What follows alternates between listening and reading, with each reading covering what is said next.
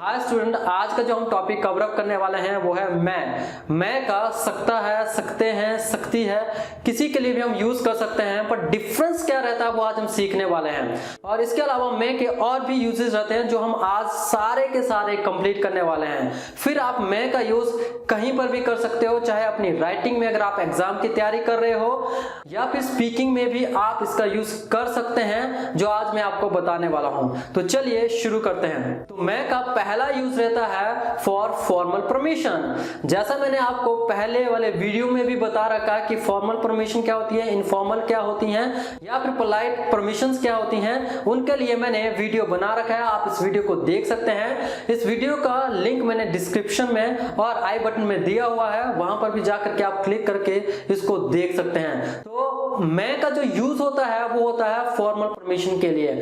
Formal permission का मतलब रहता है कि जैसे हम स्कूल में परमिशन लेते हैं, अगर आप स्कूल गोइंग स्टूडेंट हैं तो आप क्लास में एंटर करने के लिए बोलते हैं मे आई कम इन सर, मे आई कम इन मैम। या फिर आप किसी ऑफिस में काम करते हैं, वहां पर भी आपने अगर सीनियर से परमिशन लेनी होगी तो उसको हम फॉर्मल वे में पूछते हैं। जैसे मुझे पूछना हो may I use your phone sir, क्या मैं आपका फोन यूज कर सकता हूं sir. May I go to washroom, suppose आप मीटिंग में हैं तो may I use your laptop, अगर आपको सामने वाले का लैपटॉप यूज करना है तो। नहीं तो आप कैन का यूज कर सकते हैं, वुड का यूज कर सकते हैं, कुड का यूज कर सकते हैं, जिसके बारे में मैंने ऑलरेडी वीडियो के बारे में मैंने आपको बता रखा है।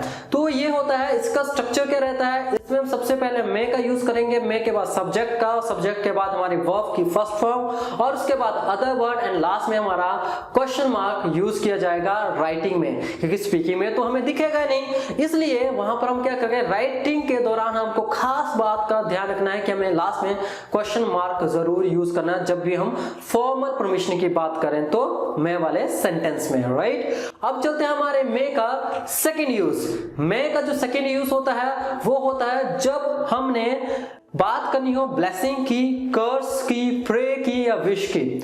मतलब इस तरह का कोई सेंस देने वाला वाक्य हमने बोलना हो या लिखना हो तो वहां पर भी हम मे का यूज करते हैं। इसका स्ट्रक्चर भी सेम बनेगा, जैसे मे प्लस सब्जेक्ट प्लस वर्ब की first form plus other word but. इसमें आपको खास ध्यान ये रखना है कि क्वेश्चन मार्क लास्ट में ऐड नहीं होगा। अगर क्वेश्चन मार्क आप ऐड करते हैं तो ये आपका परमिशन बन जाएगी, आपका क्वेश्चन बन जाएगा।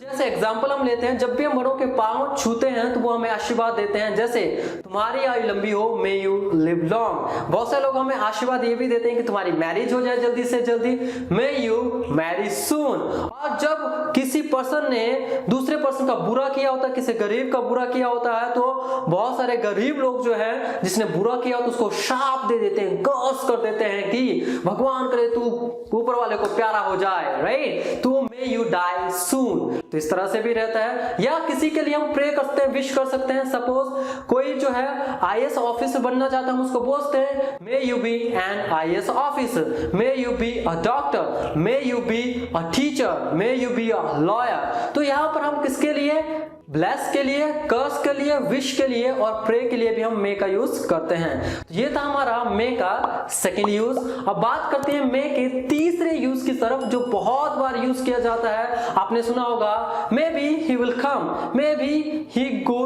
To office. तो इस तरह का हमारा एग्जाम्पल रहता है। और ये जो एग्जाम्पल है किसका है, पॉसिबिलिटी के लिए। पर ये जो पॉसिबिलिटी होगी ये होगी 50-50, मतलब 50-50% किसी भी काम के होने के या करने के चांसेस होते हैं, तो वहां पर हम जो है मे का यूज करते हैं। इसके अलावा अगर बहुत कम पॉसिबिलिटी है तो हम माइट का यूज करते हैं, और बहुत ज्यादा पॉसिबिलिटी है मतलब 99%, वहां पर हम मस्ट का भी यूज करते हैं। बट मे मतलब 50-50। फॉर एग्जाम्पल, अगर मेरे फ्रेंड ने मुझे इन्वाइट किया अपनी मैरिज में, तो मैं उसको ये बोल सकता हूँ कि यार कल तो मेरा एग्जाम है, मैं शायद कल आ पाऊंगा या नहीं भी आ पाऊंगा। एग्जाम नहीं हुआ तो मैं आऊंगा, अगर हो गया तो शायद आ पाऊंगा यार। तो यहाँ पर क्या पॉसिबिलिटी क्या है, 50-50 है, तो मैं क्या बोलूंगा, आई मे कम टू द मैरिज। इस तरह से मैं बोल सकता हूँ। या बोल सकता हूँ कि सपोज मेरी मम्मी जो है शायद मार्केट जाएगी, तो मैं बोलूंगा my mother may go to market. इसके अलावा हो सकता है कि मेरे दोस्त शायद आज घर आए, my friends may come to my home, इस तरह से मैं बना सकता हूं। ये किसके लिए रहता है? हमारा पॉसिबिलिटी के लिए। इसी तरह से बोल सकते हैं कि शायद आज बारिश होगी, 50-50 चांसेस है। जैसे आसमान में थोड़े बहुत बादल हैं, थोड़ा साफ है, तो लगता है कि बारिश हो भी सकती है, नहीं भी हो सकती, तो क्या बोलेंगे? इट मे रेन टुडे, शायद आज बारिश हो सकती है। तो 50-50% चांसेस के लिए। तो ये था हमारा प्रेजेंट में पॉसिबिलिटी का। अगर बात करनी हो 50-50 हो तो वहां पर हम मे का यूज किस तरह से करते हैं। अब बात करते हैं कि अगर पास्ट की पॉसिबिलिटी भी 50-50% हो, जैसे मैं बोलता हूं कि कल मेरे दोस्त को मैंने 1 लाख रुपए दिए थे, पर अभी तक उसने बैंक में जमा नहीं करवाए हैं, पता नहीं करवाए हैं कि नहीं करवाए हैं, शायद हो सकता करवाए हैं पर मुझे मैसेज आया नहीं है, शायद नेटवर्क में कोई प्रॉब्लम है। तो यहां पर अब मैं क्या लगाऊंगा? शायद उसने कर दिए होंगे, पर मैं श्योर नहीं हूं, 50-50% चांसेस हैं। तो मैं क्या बोलूंगा? He may have deposited my money.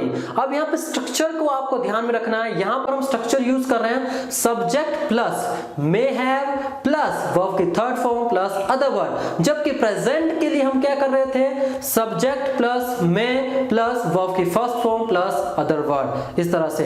इसी तरह से एक और एग्जांपल लेते हैं। जैसे मैंने अपनी बहन को बोला था कि सब्जी घर ले जाना, अब पता नहीं वो ले गई है कि नहीं ले गई है, पर हो सकता है वो ले गई होगी, क्योंकि जब भी मैं उसको बोलता हूं तो वो ले जाती है ज्यादातर। तो फिर भी हो सकता है किसी कारणवश नहीं ले गई हो, भूल गई हो, तो वहां पर मैं 50-50% चांसेस हो तो मैं बोलूंगा she may have brought the vegetable. इस तरह से मैं सेंटेंसेस को बनाऊंगा।